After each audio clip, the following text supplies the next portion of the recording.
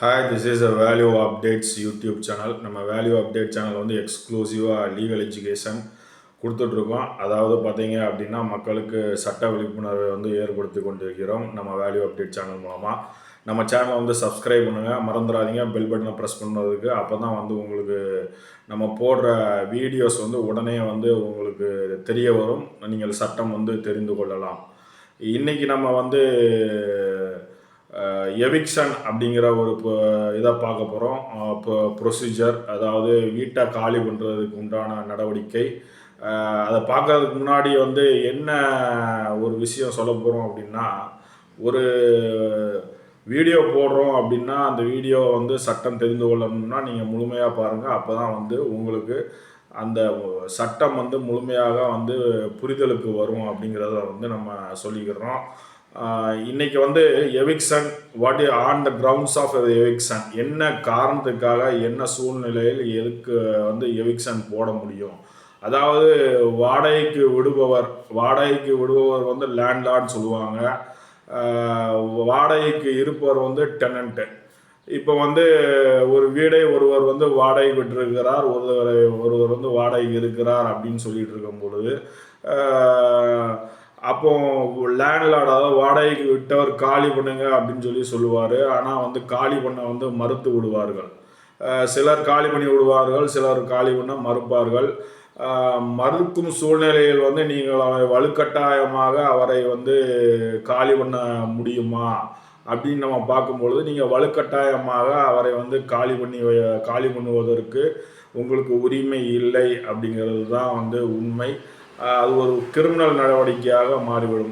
ஒன்று நீங்கள் வந்து வாடகைதாரரை வந்து வெளியே இழுத்து போடுவது, இல்லைன்னா வந்து அவர் போன பின்பாடு அவர் போட்ட பூட்டை உடைத்து நீங்கள் பூட்டு போடுவது, இதெல்லாம் வந்து சட்டத்துக்கு வந்து புறம்பானது. இது கிரிமினல் ஆக்டிவிட்டீஸ். ஏன்னா உங்களுக்கும் அவருக்கும் வந்து ஒரு வாடகை ஒப்பந்தம் இருப்பதனால் வந்து நீங்கள் அந்த உரிமை, அவரது வாடகைக்கு இருப்பவரோட உரிமையை நீங்கள் மீறுவதாக ஆகிவிடும். அதனால் அதை வந்து செய்யக்கூடாது. இதுக்குன்னு ஒரு சில ப்ரொசீஜர்ஸ் இருக்குது. அந்த ப்ரொசீஜர்ஸில் தான் வந்து போக முடியும். மற்றும் இது வந்து சிவில் வழக்கு சம்பந்தமான சார்ந்தது அப்படிங்கிறதையும் நம்ம வந்து தெரிவித்துக் கொள்கிறோம்.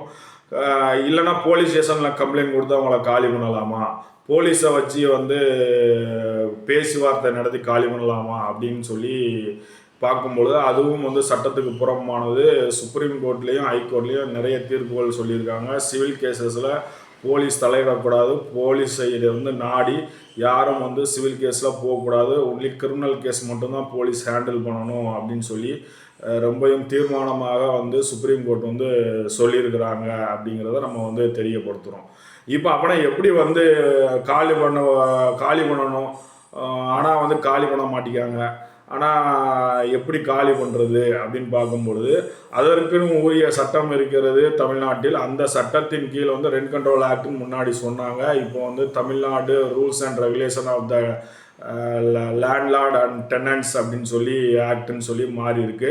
அந்த சட்டத்தின் கீழ் வந்து நீங்கள் வந்து எவிக்ஷன் பெட்டிஷன் வந்து ரெண்ட் கண்ட்ரோல் அத்தாரிட்டியில் வந்து நீங்கள் ஃபைல் பண்ணி நீங்கள் அதன் மூலமாக தான் வந்து அவரை காலி பண்ண வைக்க முடியுமே தவிர, நீங்களாக வந்து சுயமாக உங்களுடைய மசில் பவரை வச்சு நீங்கள் வந்து காலி பண்ண வைக்க முடியாது.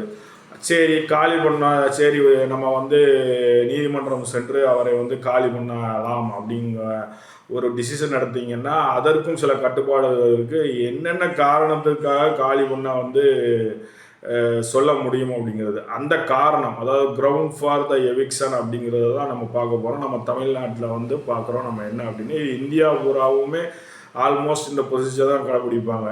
இந்த தமிழ்நாட்டில் பார்த்தீங்கன்னா வாடகைதாரர்கள் வந்து வாடகை செலுத்தாத இருந்தால் வந்து நீங்கள் வந்து அவரை காலி பண்ணணும் அப்படிங்கிற ஒரு நிலைமை வந்துடும். 1 வருஷம் 2 வருஷம் அப்படின்னு கொடுக்காம வீட்டிலே இருக்கும் பொழுது நீங்கள் வந்து அதை ஒரு காரணமாக வைத்து நீங்கள் அதை வழக்கை தாக்கல் செய்து அதை ப்ரூவ் பண்ணி நீங்கள் வந்து காலி பண்ணலாம்.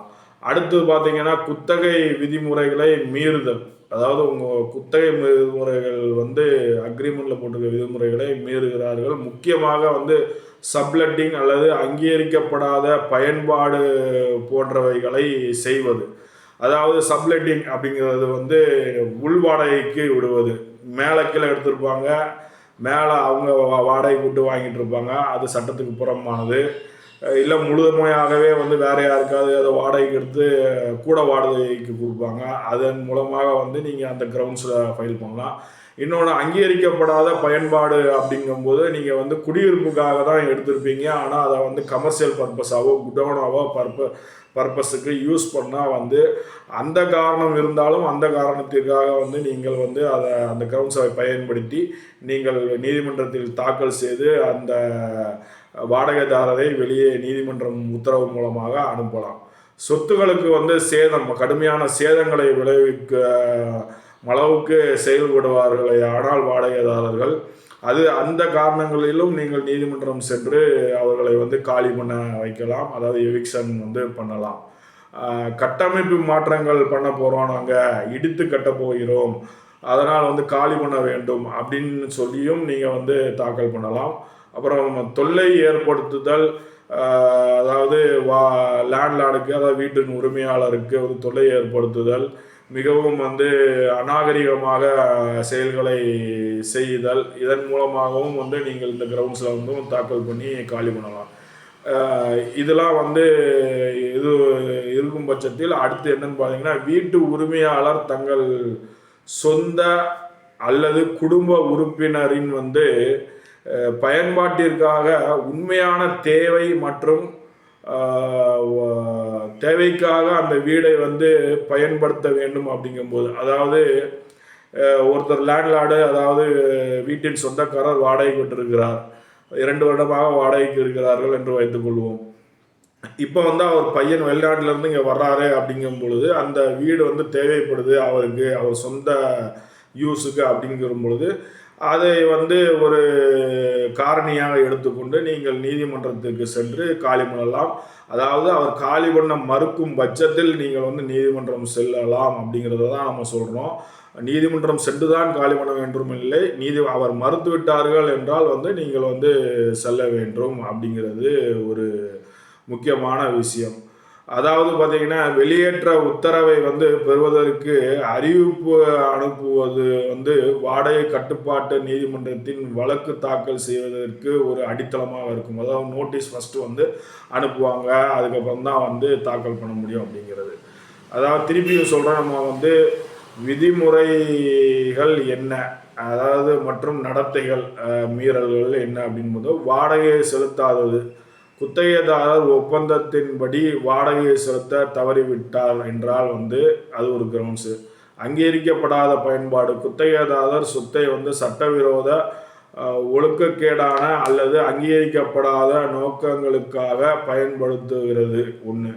துணை குத்தகை அல்லது அங்கீகரிக்கப்படாத ஆக்கிரமிப்பு, குத்தகைதாரர் வந்து சொத்தை வந்து உள்குத்தகைக்கு விடுகிறார் அல்லது அனுமதியின்றி மற்றவர்கள் அதை ஆக்கிரமிக்க அனுமதிக்கிறார் அப்படிங்கிறது. சேதம் அல்லது தொந்தரவு செய்தல், குத்தகைதாரர் வந்து சொத்துக்கு சேதம் விளைவிப்பது அல்லது தொந்தரவை உருவாக்குவதன் மூலமாகவும் நீங்கள் வந்து அவரை காலி பண்ண சொல்லலாம். காலி பண்ண மறுத்தால் நீதிமன்றத்தில் இந்த கிரவுண்ட்ஸ் மூலமாக வந்து நீங்கள் காலி பண்ண சொல்லலாம்.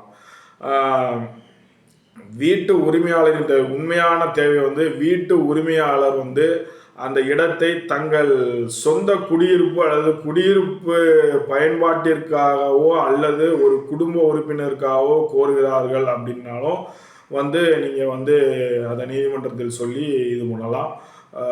பழுதுபார்ப்பு அல்லது இடிக்கிறது, வீட்டு உரிமையாளர் வந்து சொத்தை வந்து பழுது பார்க்க போகிறார், அதனால் வந்து காலி பண்ணுங்க அப்படின்னு சொல்லியும் வந்து கிரவுண்ட்ஸை வந்து நீங்கள் வந்து கோர்ட்டின் மூலமாக காலி பண்ணலாம். கட்டுமானம் கட்டுதல், மீண்டும் இடித்து கட்டுதல் அல்லது இடிப்பு பணிகளை மேற்கொள்ள வேண்டி இருக்கிறது அப்படிங்கிறது ஒன்று.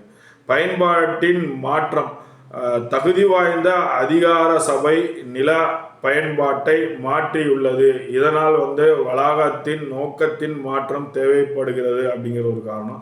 வீட்டு உரிமையாளரின் சொத்து விற்பனை, வீட்டு உரிமையாளர் சொத்தை விற்க ஒப்பந்தம் செய்து அதை உடைமையாக்க கோருகிறார். அதாவது வாடகைக்கு விட்டவர் வந்து வீட்டை விற்க போகிறார் அப்படிங்கிற பட்சத்திலையும் அந்த கிரவுண்ட்ஸை பயன்படுத்தியும் நீங்கள் வந்து வாடகைக்கு இருப்பவரை வந்து வெளியே வந்து ஏற்றலாம் அப்படிங்கிறத வந்து நம்ம தெரிவித்துக் கொள்கிறோம். குத்தகை தொடர்பான பிரச்சனைகள், குத்தகை அதாவது வாடகை தொடர்பான வாடகைதாரர்களுக்கு உண்டான பிரச்சனைகள், குத்தகை முடிவு, குத்தகை வந்து ஒரு நிலையான காலத்திற்கு இருந்தால் அது காலத்தின் முடிவில் நிறுத்தப்படலாம். அதாவது 11 மாதம் அக்ரிமெண்ட் போட்டிருந்தீங்க அப்படின்னா அந்த அக்ரிமெண்ட் முடிஞ்ச உடனே அவங்க வந்து வெளியே போயிடலாம். நீங்கள் வந்து இல்லை யாரோ 2 பேருமே சேர்ந்து இன்னும் ஒரு 11 மாதம் அக்ரிமெண்ட் போட்டுக்கலான்னா இருக்கலாம். காலி பண்ணணும்னா காலி பண்ணிடணும். அது டெனண்ட் காலி பண்ணுறாங்கன்னா அவங்களே காலி பண்ணி போயிடுவாங்க. இல்லைன்னா லேண்ட்லார்டு வந்து காலி பண்ணுங்க அப்படின்னு சொன்னால் அவங்க காலி பண்ணிட வேண்டியதுதான். ஒப்பந்தத்தின் நுழைய தவறுதல், அதாவது நீங்கள் ஒப்பந்தமே போடாமல் வந்து ஒரு டெனண்ட் இருக்கார் அப்படின்னா, புதிய குத்தகை சட்டத்தின்படி பார்த்தீங்கன்னா எழுத்துப்பூர்வ ஒப்பந்தத்தில் கையெழுத்திட குத்தகைதாரர் மறுப்பது வந்து வெளியேற்றத்திற்கான ஒரு காரணமாக கருதப்படுகிறது. அதாவது அக்ரிமெண்ட்டில் சைன் பண்ணலை அப்படிங்கிற பட்சத்தில் வந்து அது வந்து லீகலாக வந்து பைண்ட் பண்ண வாய்ப்பே இல்லை அப்படிங்கிறதும் ஒன்று வந்து சட்டத்தில் வந்து இருக்குது. அறிவிப்பாணை நோட்டீஸ் விடுறது, அதாவது காலி பண்ணலை, இப்போ வந்து நம்ம சொன்னதில் என்ன கிரவுண்ட்ஸில் வந்து நம்ம காலி பண்ணுறதுக்கு உண்டான கிரவுண்ட்ஸ் வந்து இது கேஸ் லாஸ்லேயும் சட்டத்துலேயும் கொடுத்த கிரவுண்ட்ஸை வந்து நம்ம பார்த்தோம். இந்த கிரவுண்ட்ஸில் வந்து கேசஸ் ஃபைல் பண்ணலாம். அதோட ப்ரொசீஜர் என்ன அப்படின்னு பார்த்தீங்கன்னா, அறிவிப்பு, வெளியேற்றத்திற்கான காரணங்களை குறிப்பிட்டு வீட்டு உரிமையாளர், அதாவது காரணம்னா கிரவுண்ட்ஸை குறிப்பிட்டு வீட்டு உரிமையாளர் குத்தகைதாரருக்கு முறையான அறிவிப்பை வெளியிட வேண்டும். லீகல் நோட்டீஸ் வந்து கொடுக்கணும், கிளியர் கட்டாக எதுக்காக வந்து உங்களை காலி பண்ண சொல்கிறோம், அதுக்குண்டான கிரவுண்ட்ஸ் என்ன, காரணம் என்ன அப்படிங்கிறத சொல்லணும். அதற்கு பிற்பாடு என்ன பண்ணணும்னா ஒரு 15 நாள் டைம் கொடுத்து அவங்க ரிப்ளை வருதா அப்படின்னு சொல்லி பார்க்கணும். ரிப்ளை கொடுக்கல அப்படின்னா நீதிமன்ற நடவடிக்கைகளை மேற்கொள்ள வேண்டும். குத்தகைதாரர் வந்து காலி செய்ய தவறினால் வீட்டு உரிமையாளர் வந்து வாடகை கட்டுப்பாட்டு நீதிமன்றத்தில் மனுவை தாக்கல் செய்து வழக்கை வந்து நடத்த வேண்டும் அப்படிங்கிறது அடுத்த ஒரு ஸ்டெப்.